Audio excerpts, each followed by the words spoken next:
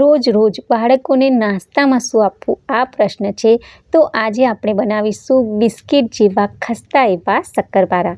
તો એના માટે અહીંયા આપણે 4 કપ ભરીને ઘઉંનો રોટલીનો લોટ લઈ લઈશું અને તેની સામે 1/3 કપ જેટલું પાણી અને 1/3 કપ જેટલી આપણે ખાંડ લઈ લઈશું. તો આ બંને માપ બરાબર છે.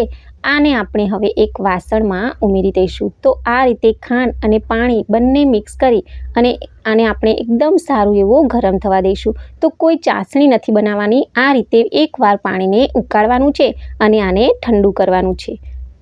અને હવે લોટમાં આપણે ચપટી જેટલું મીઠું ઉમેરી દઈશું. તો આ રીતે તમે લોટમાં મીઠું ઉમેરશો ને એટલે શક્કરપારાનો ટેસ્ટ વધારે સરસ આવશે. સાથે આપણે 1 ચમચી જેટલો ઇલાયચીનો પાવડર ઉમેરી દઈશું અને 10 ચમચી જેટલું આપણે તેલ ઉમેરીશું. તો આ રીતે લોટને મુઠ્ઠી પડે ને તેટલું મોણ આપવાનું છે. તેલ થોડું આગળ પાછળ થઈ શકે છે. તો તમે જુઓ કે આ રીતે મેં મુઠ્ઠી પડે ને તેટલું લોટને મોણ સારું એવું આપી દીધું. અને હવે આપણે જે ખાંડવાળું પાણી કરીને રાખ્યું છે તેનાથી એકદમ સારો એવો લોટ બાંધી લઈશું. તો લોટને જરાય મસળવાનો નથી, ફક્ત ભેગો કરીને બાંધવાનો જ છે.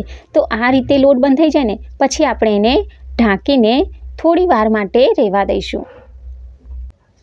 અને હવે થોડી વાર પછી લોટ સારો એવો સેટ થઈ ગયો છે. તો લોટને આપણે થોડું એવું તેલ લગાવી અને થોડો એવો સુંવાળો કરી લઈશું.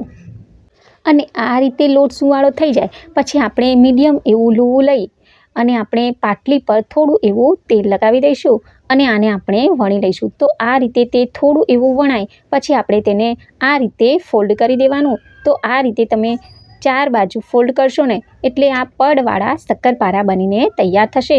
આને આપણે સારું એવું વણી લઈશું. તો જાડું એવું આને વણવાનું અને આ રીતે ચાકુથી ચારે બાજુથી તેને કાપી અને ચોરસ એવું કરી લેવાનું. અને હવે એકદમ નાના નાના આપણે પીસ કરી લઈશું. તો આ રીતે લાંબા એવા કટ લગાવી દેવાના અને પછી આવી રીતે આડા કટ લગાવી દેવાના. તો આ રીતે નાના નાના શક્કરપારા બનીને તૈયાર છે. તો હવે આપણે આ શક્કરપારાને તળી લઈશું અને ગેસની ફ્લેમને આપણે મીડિયમ ટુ લો રાખીશું. તો એકવારમાં જેટલા શક્કરપારા મુકાય તેટલા આપણે મૂકીશું, બાકીના આપણે બીજી વાર મૂકીશું. અને આ રીતે થોડા તે કલર એનો ચેન્જ થાય એટલે આપણે તેને ફેરવી અને સારા એવા તળી લઈશું. તો 10 જ મિનિટમાં આ શક્કરપારા એકદમ સારા એવા તળાઈ ગયા. તો આ જ રીતે બધા જ શક્કરપારાને આપણે બનાવીને તૈયાર કરી લીધા. તો તમે તૈયાર થયેલા આ શક્કરપારાને જુઓ કે બન્યું છે ને એકદમ ખસ્તા અને પડવાળું. આને તમે મહિનાઓ સુધી આ રીતે એરટાઇટ ડબ્બામાં સ્ટોર કરીને રાખી શકો છો. Thanks for watching.